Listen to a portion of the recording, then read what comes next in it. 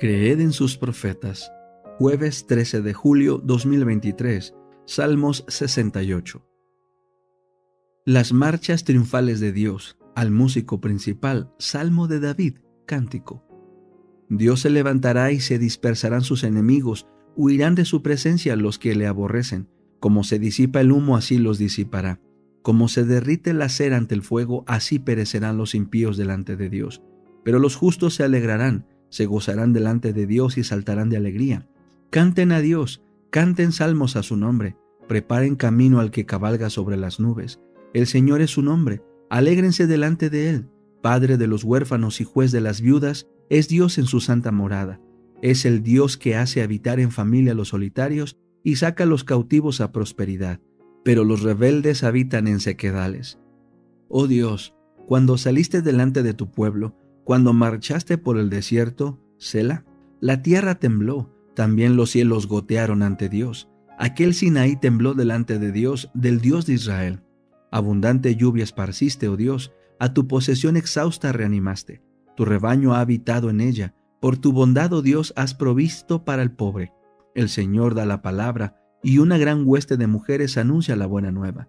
Huyen, huyen los reyes de los ejércitos, y en casa las mujeres reparten el botín. Aunque se recostaban entre los rediles, las alas de la paloma se cubrieron de plata, y sus plumas con la amarillez del oro. Cuando el Todopoderoso esparció allí a los reyes, el monte Salmón se cubrió de nieve. Monte de Dios es el monte de Basán, alto es el monte de Basán. Oh montes de elevados picachos, ¿por qué miran con hostilidad al monte que Dios ha deseado como morada? Ciertamente el Señor habitará allí para siempre. Los carros de Dios son miriadas de miriadas y millares de millares. Entre ellos el Señor viene del Sinaí al santuario.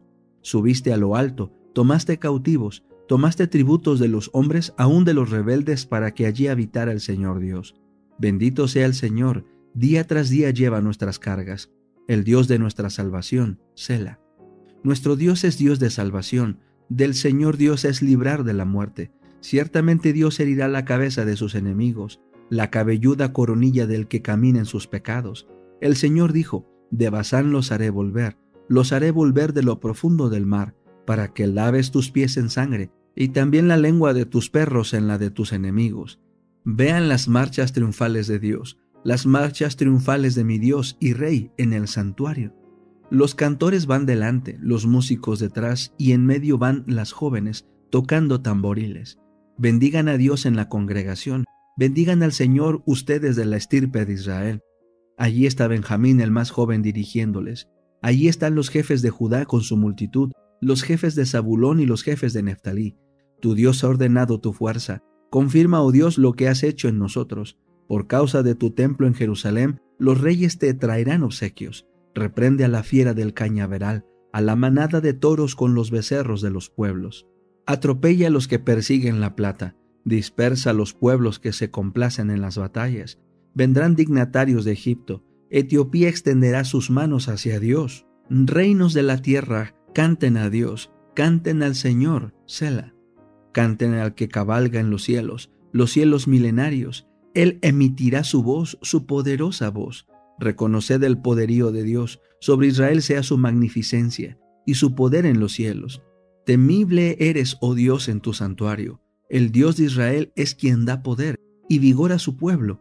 Bendito sea Dios. El conflicto de los siglos, capítulo 19, una profecía significativa. En 1833, 2 años después de haber principiado Miller a presentar en público las pruebas de la próxima venida de Cristo, apareció la última de las señales que habían sido anunciadas por el Salvador como precursoras de su segundo advenimiento. Jesús había dicho, las estrellas caerán del cielo, Mateo 24:29. Y Juan, al recibir la visión de las escenas que anunciarían el día de Dios, declara en el Apocalipsis, las estrellas del cielo cayeron sobre la tierra como la higuera echa sus higos cuando es movida de gran viento. Apocalipsis 6:13. Esta profecía se cumplió de modo sorprendente y pasmoso con la gran lluvia meteórica del 13 de noviembre de 1833. Fue este el más dilatado y admirable espectáculo de estrellas fugaces que se haya registrado, pues sobre todos los Estados Unidos El firmamento entero estuvo entonces, durante horas seguidas, en conmoción ígnea. No ha ocurrido jamás en este país desde el tiempo de los primeros colonos un fenómeno celestial que despertara tan grande admiración entre unos, ni tanto terror ni alarma entre otros. Su sublimidad y terrible belleza quedan aún grabadas en el recuerdo de muchos. Jamás cayó lluvia más tupida que esa en que cayeron los meteoros hacia la tierra.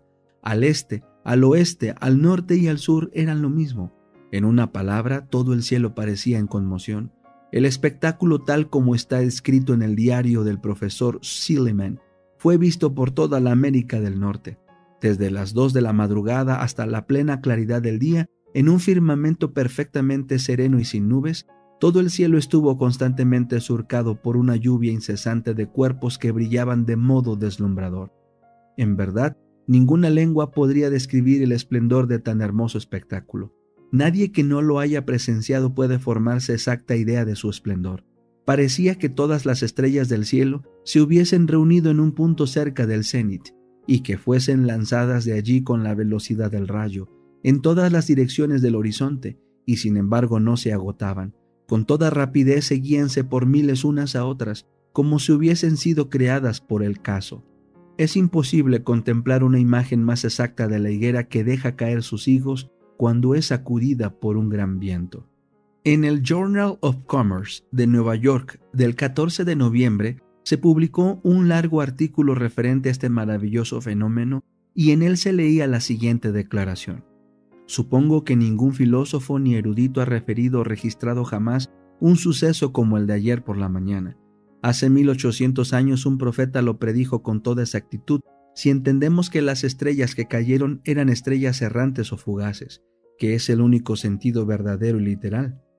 Así se realizó la última de las señales de su venida, acerca de las cuales había dicho a sus discípulos: Cuando viereis todas estas cosas, sabed que está cercano a las puertas. Mateo 24:33. Después de estas señales, Juan vio que el gran acontecimiento que debía seguir consistía en que el cielo desaparecería como un libro cuando es enrollado. Mientras que la tierra era sacudida, las montañas y las islas eran movidas de sus lugares, y los impíos aterrorizados trataban de esconderse de la presencia del Hijo del Hombre. Apocalipsis 6, 12-17. Muchos de los que presenciaron la caída de las estrellas la consideraron como un anuncio del juicio venidero, como un signo precursor espantoso, un presagio misericordioso de aquel grande y terrible día. Así fue dirigida la atención del pueblo hacia el cumplimiento de la profecía, y muchos fueron inducidos a hacer caso del aviso del segundo advenimiento.